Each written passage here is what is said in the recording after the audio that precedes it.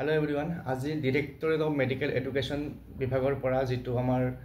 Grade 3 non technical vacancy কাৰণে exam হৈছিল সেই examটোত আহি যোৱা general knowledge বা general studiesৰ কিছুমান প্ৰশ্ন আলোচনা কৰিম গোটেইকেইটা প্ৰশ্ন মই কালেক্ট কৰিব পৰা নাই যিকেইটা কৰিছো আপোনালোকৰ লগত আলোচনা কৰিব ওলাইছো আৰু ম্যাক্সিমাম কৰিছো খুব বেছি দুই এটা মিছ হৈ গৈছে যিকেইটা মিছ হৈছে মই আপোনালোকৰ লগত নেক্সট ভিডিঅত ডিসকাস কৰিম তো আজিৰ ভিডিঅত সেই জেনাৰেল নলেজৰ যিখিনি প্ৰশ্ন মই পাইছো আলোচনা কৰিম আৰু আশা কৰিছো এই প্ৰশ্নকেইটা আপোনালোকৰ নেক্সট পৰীক্ষাবিলাকৰ কাৰণে সুবিধাজনক হ'ব বা হেল্প কৰিব আপোনালোকক বা কি কি টপিক আমি আৰু নতুনকৈ চাব লাগিব তাৰ এটা আইডিয়া পাব তো প্ৰথমতে আহিছিল যে Angami tribe is a domicile of which Indian state অৰ্থাৎ যেটো আংগামী ট্ৰাইবটো আমাৰ ভাৰতৰ কোনখন ৰাজ্যৰ বাসিন্দা হয় তো ইয়াতে বিভিন্ন অপচন আছিল তাৰে ভিতৰত শুদ্ধ উত্তৰ হৈছে নাগালেণ্ড আংগামী যেটো ট্ৰাইব আছে হেতু নাগালেণ্ডৰ বাসিন্দা নেক্সট আমাৰ আলেকজাণ্ডাৰ আৰু পুৰু আপোনালোকে শুনিছে আলেকজাণ্ডাৰ আৰু পুৰু যে যুদ্ধ কৰিছিল সেই যুদ্ধখন এটা নদীৰ পাৰত হৈছিল এই নদীটোৰ নাম কি শুদ্ধ উত্তৰ হৈছে জেলুম তাৰে মাজত কি অপচন আছিল কিন্তু ৰাইট আনসাৰটো জেলুম আপোনালোকে মনত ৰাখিব আৰু পাৰিলে এবাৰ গুগলত সাৰ্চ কৰি ল'ব বা চাই ল'ব য'ৰ পৰা চাই নেক্সট বুক নট ৰিটেন বাই কালিদাস কেইখনমান কিতাপৰ নাম দিয়া হৈছে তাৰে ভিতৰত কালিদাসে কোনখন কিতাপ লিখা নাছিল হেতু আমাক আজি পৰীক্ষাত সুধিছিল আৰু কালিদাসে লিখা কিতাপ কেইখন হৈছে অভিজ্ঞানম শকুন্তলম হেখন জানে তাৰ পিছত বিক্ৰম বশ্যম মালবিকা অগ্নিমিত্ৰম এই তিনিখন কালিদাসে লিখা কিন্তু তাতে এখন নিলিখা কিতাপৰ নাম আছে হেখন হৈছে স্বপ্ন বসৱদত্তম তো এই কিতাপখন কালিদাসে লিখা নাছিল গতিকে এই প্ৰশ্নটোৰ আনসাৰ আমি কৰিব লাগিলে কালিদাসে কি কি কিতাপ লিখিছিল সেইখিনি আমি জানিব লাগিব গতিকে কালিদাসৰ বিষয়ে আপোনালোকে চাই ল'ব নেক্সট পৰীক্ষাৰ কামত দিব নেক্সট গ্ৰেণ্ড ট্ৰাংক ৰোড আমাৰ ইণ্ডিয়াত যে গ্ৰেণ্ড ট্ৰাংক ৰোড আছে সেই ৰোডটো কোনজন ৰজাৰ দিনত বা কোনজন আমাৰ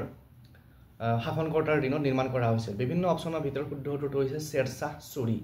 এটো মনত ৰাখিব এটা ইম্পৰ্টেন্ট কোৱেশ্চন তাৰ পিছত নেক্সট আছে আজাদ হিন্দ ফৌজ আমাৰ যেতিয়া ভাৰতৰ স্বাধীনতা আন্দোলন আৰম্ভ হৈছিল আজাদ হিন্দ ফৌজ বুলি এটা গ্ৰুপ আছিল বা সৈন্য বাহিনী আছিল আৰু তাৰ নেতৃত্বত আছিল সুভাষ চন্দ্ৰ বসু এটো সকলোৱে জানে তো এই আজাদ হিন্দ ফৌজৰ হেড অফিচ ক'ত আছিল শুদ্ধ উত্তৰটো হৈছে ৰেংগুন গতিকে ৰেংগুনৰ এখন চিনেমা আছিল ৰিসেন্টলি ৰেংগুন বুলি তো ৰেংগুন এই জায়গাটো আছিল আজাদ হিন্দ ফৌজৰ head office next original name of Swami Vivekananda আমাৰ ইণ্ডিয়াৰ যিবিলাক বিখ্যাত মহান ব্যক্তি আছে তেওঁলোকৰ ফুল নামটো জনাটো আমি জনা উচিত আৰু অৰিজিনাল নেম স্বামী বিবেকানন্দৰ অৰিজিনাল নামটো সুধিছিল শুদ্ধ উত্তৰটো হৈছে নৰেন্দ্ৰনাথ দত্ত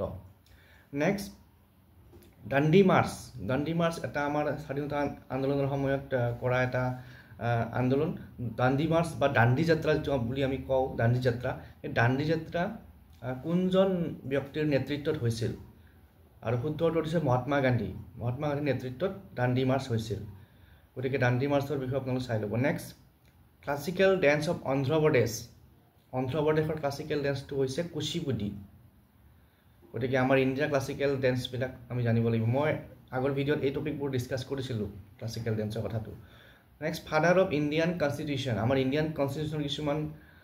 বেসিক কুৱেশ্চন এইবিলাক আমাৰ ভাৰতীয় সংবিধানৰ পিতৃ বুলি আমি কাক ক'ব পাৰোঁ অপচনটো জানে আপোনালোকে শুদ্ধ উত্তৰটো জানে doctor B R Ambedkar Bhimrao Ramji Ambedkar next chief justice of India appointed by আমাৰ ভাৰতৰ উচ্চতম ন্যায়ালয়ৰ মুখ্য ন্যায়াধীশক কোনে নিযুক্তি দিয়ে শুদ্ধ উত্তৰটো হৈছে প্ৰেছিডেণ্ট আমাৰ ৰাষ্ট্ৰপতিয়ে নেক্সট আমাৰ ভাৰতৰ নিৰ্মাণ কৰা আমাৰ ইণ্ডিজিনাছলি আমাৰ ভাৰতে নিজাকৈ নিৰ্মাণ কৰা এখন যুঁজাৰু বিমানৰ নাম সুধিছিল অপচন আছিল বিভিন্ন অপচন তাৰে ভিতৰত শুদ্ধ উত্তৰ হৈছে তেজাছ গতিকে আমাৰ ইণ্ডিয়াত লোকেলি নিৰ্মাণ হোৱা যিবিলাক আমাৰ যুঁজাৰু বিমান আছে বা এয়াৰক্ৰাফ্ট আছে বা তেনেকুৱা আমাৰ ডিফেন্সৰ যিবিলাক যন্ত্ৰপাতি আছে বা বিভিন্ন ধৰণৰ ডিফেন্সৰ লগত জড়িত ইনপুট আছে সেইবিলাকৰ নামো আমি জানিব লাগিব গতিকে তেজাছটো আমাৰ ইণ্ডিয়াতে নিৰ্মাণ হোৱা একবিধ এয়াৰক্ৰাফ্ট নেক্সট ডিআৰডিঅ'ৰ ফুল ফৰ্ম সুধিছিল ডিআৰডিঅ' আপোনালোকে হয়তো বহুতে শুনা নাই ডিআৰডিঅ' শব্দটো ডিআৰডিঅ'ৰ ফুল ফৰ্ম হৈছে ডিফেন্স ৰিচাৰ্চ ডেভেলপমেণ্ট অৰ্গেনাইজেশ্যন আমাৰ তেজপুৰতো ডিআৰডিঅ'ৰ এটা ইউনিট আছে নেক্সট ফাৰ্ষ্ট আৰ্টিফিচিয়েল ছেটেলাইট আমাৰ পৃথিৱীৰ পৰা পঠোৱা প্ৰথমটো কৃত্ৰিম উপগ্ৰহ আৰু বহুত অপশ্যনৰ ভিতৰত শুদ্ধ উত্তৰ হৈছে স্পুটনিক 1 সোভিয়েট ইউনিয়নে 1957 পঠাইছিল স্পুটনিক 1 মনত ৰাখিব গতিকে ছেটেলাইটবিলাকৰ নামো আমি জানিব লাগিব ফাৰ্ষ্ট ছেটেলাইট আমাৰ ইণ্ডিয়াই কোনটো পঠাইছিল ফাৰ্ষ্ট ছেটেলাইট সেইবোৰ next first Indian women to scale mount এভাৰেষ্টত আৰোহণ কৰা প্ৰথম ভাৰতীয় মহিলা বাসেন্দ্ৰী পাল তাৰপিছত নেক্সট সেইদিনাখন মই কেইটামান ইম্পৰ্টেণ্ট ডেজৰ ওপৰত এটা ভিডিঅ' দিছিলোঁ মানে ভিডিঅ'টোত ইম্পৰ্টেণ্ট ডেজ কি আমাৰ আছে বহুতকেইটা তাৰে ভিতৰত এটা আছিল ৱৰ্ল্ড এইডছ ডে যিটো আমি 1 ডিচেম্বৰত পালন কৰোঁ আৰু এটা ডে আহি থাকে হিউমেন ৰাইটছ ডে মানৱ অধিকাৰ দিৱস সেইটো আপোনালোকে চাই দিয়ক নেক্সট ফ্ৰেঞ্চ অ'পেন কম্পিটিশ্যন বা ফ্ৰেঞ্চ অ'পেন প্ৰতিযোগিতা কি খেলৰ লগত জড়িত আমাৰ বিভিন্ন খেলৰ